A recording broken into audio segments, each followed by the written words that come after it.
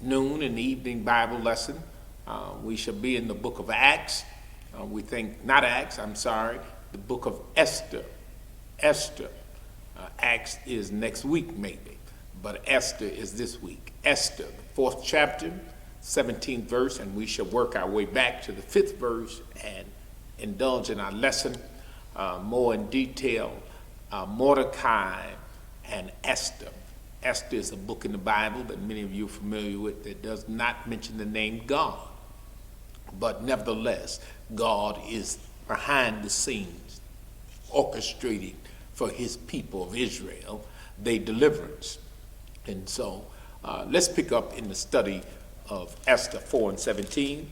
And it says, so Mordecai went and went his way and did according all that Esther had commanded him.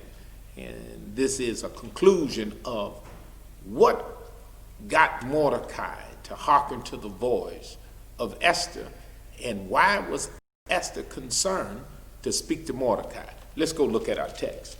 The first thing starts in the 3rd chapter is that Mordecai is placed in a situation, is either his faith or his career, and he chose his faith. And I want to tell someone out there listening to me in this lesson, learn to choose your faith or your belief over your career or over your position. God needs somebody to stand up and own him in crisis. And here we have a situation that Mordecai was going to obey God. And let us pick up. It says, after these things, 3rd chapter, 1st verse, did King Ashur promote Haman the son and advanced him and set his seat above all the princes that were with him.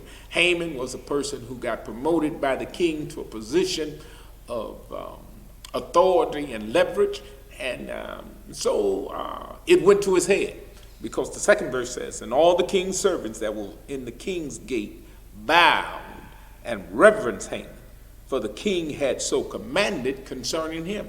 The king was determined that people would worship him. But Mordecai bowed not, nor did he reverence him.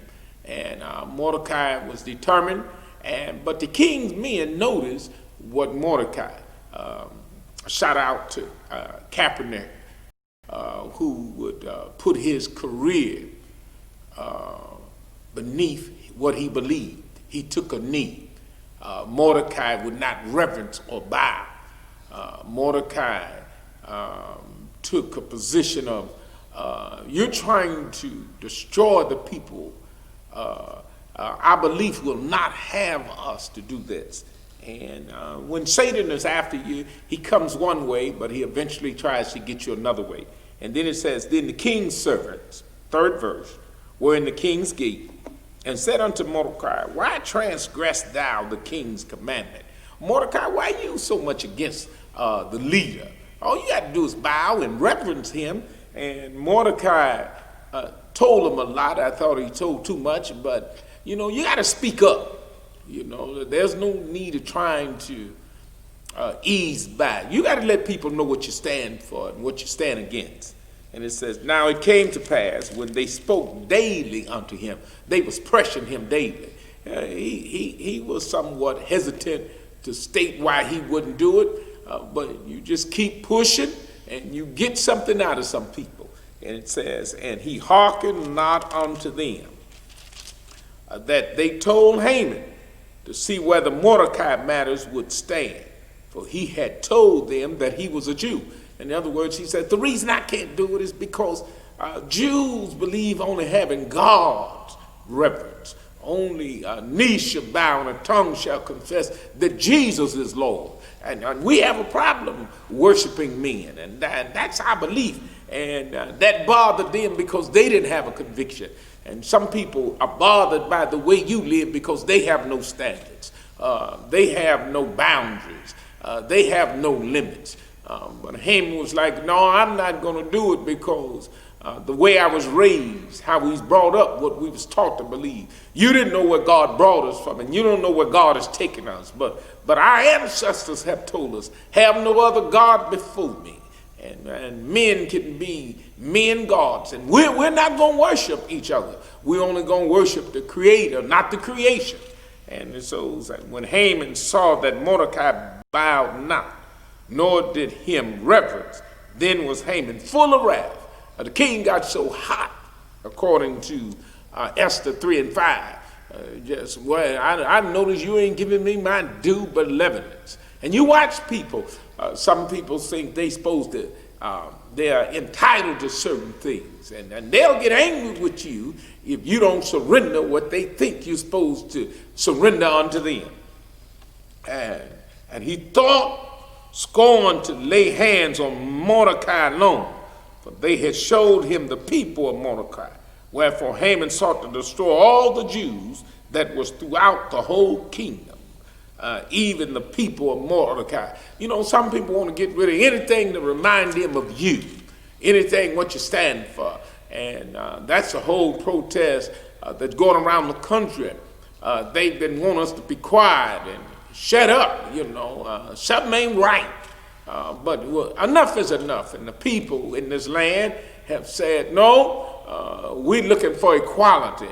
We're looking for everybody to be treated equal. And so I thank God for that NFL football player who took it upon himself to throw his career away for the sacrifice for humanity. And now look like America have awakened some years later, and we still hear some slashback. We still hear some discredit, but I tell you, the Lord shall fight for his people. I have to say to those who've been murdered, those who've been beaten, those who've been misused, you're vindicated now. Look like the whole country is speaking against this hatred and this racism and this bigotry all throughout the land, woven into fibers. They want to take down every image that represents racism. They want to take down John Wayne, and God bless him. Woodrow Wilson at Princeton University, God bless him. We need to have stuff to represent what we say we believe in, not what we don't believe in, or maybe we do believe in it. That's why we want it to exist and to stand for it. I don't see any monuments of Adolf Hitler. We went against the war against him. He incarcerated and killed millions of Jews, and I don't see history statues talking about our great enemy and what great problems he gave us. Praise God. Foolishness is just foolishness when you analyze it. And so Haman said unto the king, there's a certain people. Now notice how he's camouflaging. He's not letting the king know what kind of people. 3 and 8. Scattered abroad and dispersed among the people in all the province of thy kingdom. And their laws are diverse from all people. Their laws are different than all of the other people. They don't want to buy in. And so this man is conniving. And you got to watch those people who are slick with what I call a forked tongue. Say one thing but mean another. Believe one thing but do another. And it says, neither keep they the king's laws. Therefore, it is not for the king profit to suffer them. If you don't do nothing to them, you ain't a prophet, O king. Isn't it somehow people work their agenda like it's for you? It says, if it please the king, let it be written that they may be destroyed. And I will pay 10,000 talents of silver to the hands of those that have the charge of the business to bring it into the king's treasury. And he says, well, I'll give you $5,280,000 if you carry out this act. So, it was really his motivation. He was telling the king it was going to profit the king and surely in the treasury. But the king didn't care for the money himself. He just didn't want nobody disrespecting him. And so you got to watch people who are so arrogant, so prideful, act like they can't be disrespectful. And the king took his ring from his hand and gave it unto Haman. And they signed it, the laws of the Jews, the enemy. And the king said unto Haman, the silver is given to thee. the people also to do with them as it seemed good to thee. I don't need your money. I just need this act of treason straightened out. And so Haman went to work. And you know the story. We get to the fourth chapter in the first verse. When Mordecai perceived all that was done, Mordecai rent his clothes and put on sackcloth with ashes. Standing up tends to make Satan press hard on us.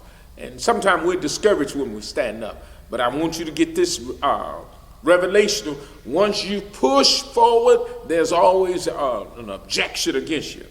The late A.P. Williams would always say, when you get in the red zone, the defense play a little bit hard. You can move the ball all the way down the field until you get ready to score. And it look like they dig their heels in. And so I want you to not to be discouraged. Be not weary in well-doing. You should weep if you faint not. It says, and Mordecai went to cry out, cry with a loud and a bitter cry, and came even before the king's gate. Now he done positioned himself to be killed. You can't approach the king. You can't get in front of the king gate. The king don't want no signs of disappointment. He want everybody to act like they pleased with his leadership. Now that ought to take note on our leadership in this country. You can't. He don't want nobody to criticize him. He'll put out news reporters who ask questions that he thinks shows a weakness in his leadership. And it's sad when people who leading don't want any criticism. God told the saints this: be weary when men say all manner of good things before you. And criticism is part of what keeps us praying and trusting God, and keeps us looking at ourselves to know that we have impurities in ourselves. And it keeps us trusting God and not trusting us. It says, in every providence, whatsoever the king's commandment and his decree came, there was great mourning among the Jews, and fasting, weeping, and wailing, and many laid in sackcloth and ashes. They discovered now that they was going to be killed. And there was a cry that said, Lord, help us. So Esther maid and her chamberlains came and told it her. Esther had a maid that came and told her, hey, do you know what's going on through the country? Now, Esther hasn't really revealed that she's a Jew. She's living incognito. And I tell people, we better band together. Jew, African-American, white, brown. When Satan get rid of one of us, he's coming for all of us. Don't fool yourself. Satan don't want none of us to live and to trust God.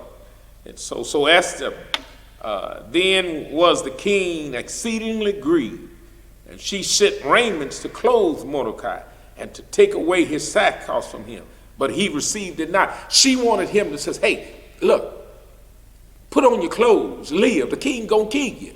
I know the story. Some people want you to be quiet. They want to save you from you. Well, I'm here to tell you, I'd rather die on my feet than to live on my knees. Some people just want you to live, so they'll say, get on your knees. Well, I tell you, some things worth dying for. Some things worth standing up for. Some things worth believing. Jesus said it better. He said, if you save your life, you shall lose it. But if you lose your life, you shall save it for my cause. Fear not the man that can destroy the body, but fear the man who can destroy the body and soul. And so my reverence and my homage is only to the Lord Jesus Christ, he of Nazareth, the Son of the only begotten God that we have. Thank God for him today. That's what you ought to be putting your faith in. And so then called Esther for Hatchett, one of the king's chamberlains, whom he had appointed to attend unto her, and give him a commandment to Mordecai to know what it was and why it was. And so the servant took the report from Esther. I'm going down to speak to Mordecai, and I'll get all of the details and information. And so Hatchett went forth to Mordecai, that's 4 and 6, unto the street of the city which was before the king's gate.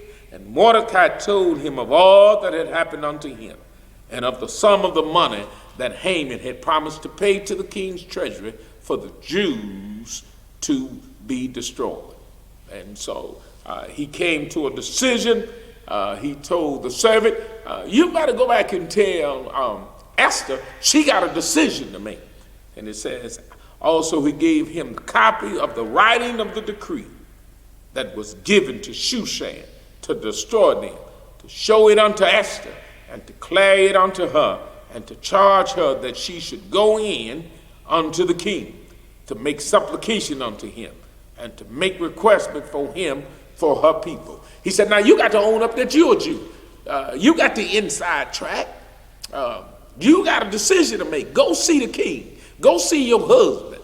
Use your influence and tell him, you don't want to kill all the Jews. I'm your wife. I'm one of the Jews. It's kind of sad to even think that the president is against foreigners and his wife is a foreigner. Seemed like she would speak up for immigrants in this country. Lord help. Somebody's got to have the inside track.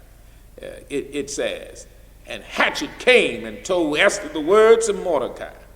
And Esther spoke unto Hatshepsut and gave him commandments unto Mordecai and the king's servants and the people of the king's province.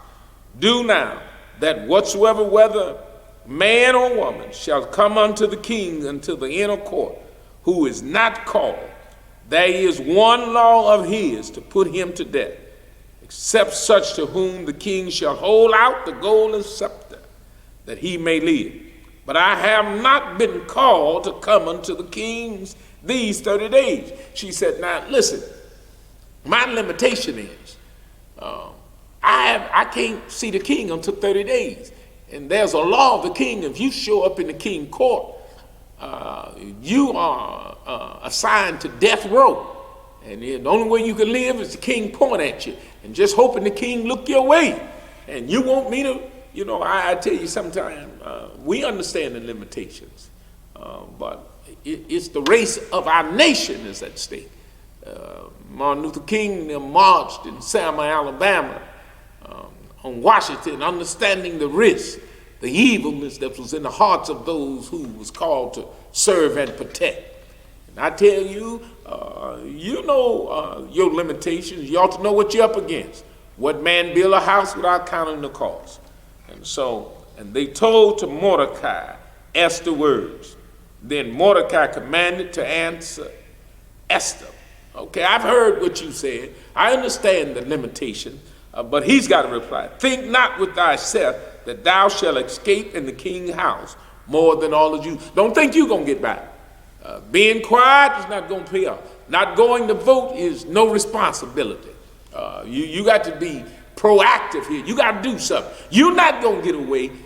This great cloudness over this country going to touch everybody after a while.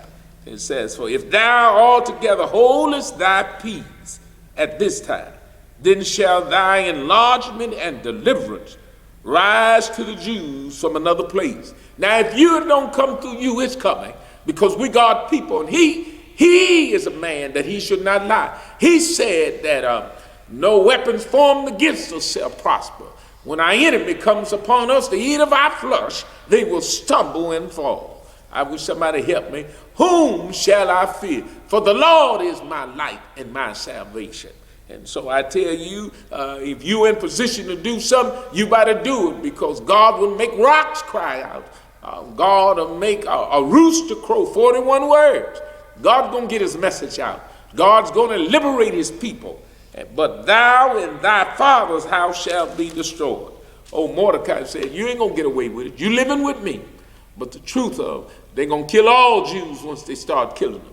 It bothers me, these African Americans that take the position of being very conservative, speaking against civil rights and social justice. Just foolishness. When they get rid of us, they're going to get you. You ain't going to get away with it. You're not immune to hatred or racism. Your skin still is black. They're judging you by the color of your skin, not by the content of your mind. And so I say to you, awaken. It says, then Esther returned to Mordecai this answer. Go gather all together the Jews that are in prison in Shushan, and fast ye for me. She's going back to her heritage. She's going back to the church. Remember me. Tell them to fast and pray. That's the saint's strength. Remember what he said in Isaiah, have I not given you a fast for this cause? We got to turn over these plates. We got to seek the face of God in holiness. if we will humble ourselves and pray and turn from our wicked ways, God will hear from us and heal the land. Help me, somebody. He says, eat nor drink 3 days. She gave him 3 days of fasting, day and night. I also and my maidens will fast likewise. And so will I go unto the king, which is not according to the law. And if I perish, I perish. He said, as long as I'm with God, it'll be all right. She said, if I perish, I perish. And so Mordecai went his way. After he got a response from her, he got up out of his fasting. His fasting was to get the attention of Esther. He got the attention of Esther. Now, Esther wanted him to get the attention of the people so the people could get the attention of God. Isn't that something? Mordecai got the attention of Esther. Esther got the attention of the people. And Esther got the attention of the king. And the people got the attention of the King of Kings. And so I've closed today by telling you, understand you have a decision to make, know your limitations, and know the risk that you're taking. If I perish, I perish. But we all ought to be about our way, and that way is the things of God, for the liberation of the God. He told the people who bragged about tithing on the smallest thing, that's the least of the law. The heavier things of the law is mercy and justice. And all of you preaching sermon, the prosperity and preaching, that's good and fine. But we in this season ought to be preaching messages of mercy and justice. We ought to be teaching of equality and inclusion of all, because that's what he died, that we all could be saved, because he said all have sinned and fallen short of the glory of God. Once again, I say to you, if you read it, you'll be wise. If you believe it, you'll be saved. And if you live it, you'll be holy. Until next week, God bless you. Stay tuned for the Wednesday Bible teaching.